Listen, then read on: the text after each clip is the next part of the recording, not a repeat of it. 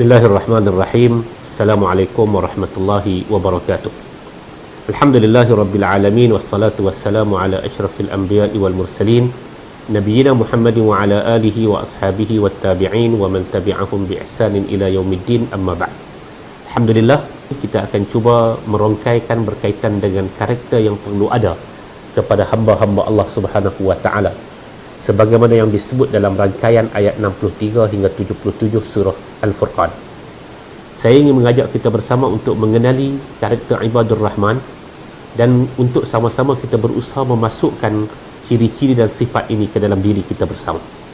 Yang pertama, Allah Subhanahu wa taala menyebut Ibadur Rahman ataupun hamba Allah yang diperakui kehambaannya, dan hamba Allah yang setia, hamba Allah yang baik, hamba Allah yang Allah Subhanahu wa taala mengiktiraf kehambaannya adalah orang yang yamshuna 'alal ardi hauna.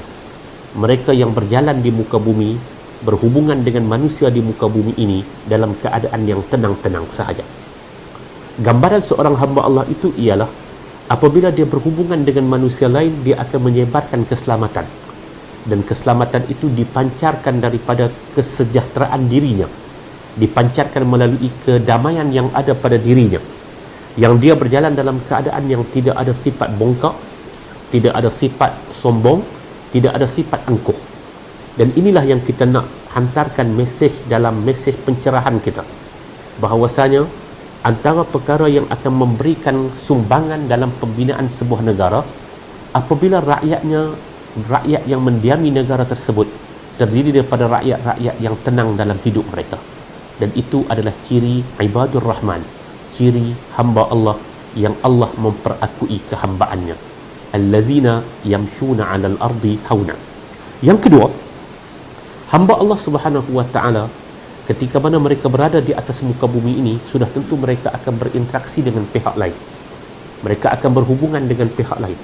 Sama ada perhubungan itu perhubungan yang mungkin antara atasan dengan bawahan, ataupun perhubungan itu adalah di antara sesama rakan, ataupun perhubungan itu di antara jiran dengan jiran, ataupun perhubungan itu di dalam anggota masyarakat ketika mana mereka bermuamalah, mereka berhubungan. Contohnya, mereka jual beli, ataupun mereka bergotong royong, mereka berinteraksi dalam masyarakat. Allah Subhanahu wa taala menyebut karakter seorang hamba Allah itu ialah wa iza khatabahumul jahiluna qalu salama. Apabila ada ungkapan-ungkapan provokasi daripada pihak yang jahat, mereka akan membalas dengan ungkapan qalu salama. Mereka akan berkata salama, salam sejahtera ke atas kamu.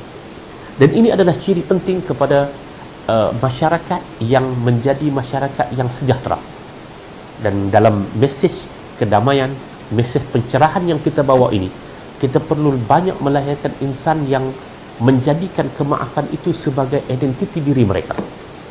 Khuzil afwa wa'mur bil urfi wa'arid 'anil jahilin. Ambillah kemaafan. Apa artinya ambil kemaafan?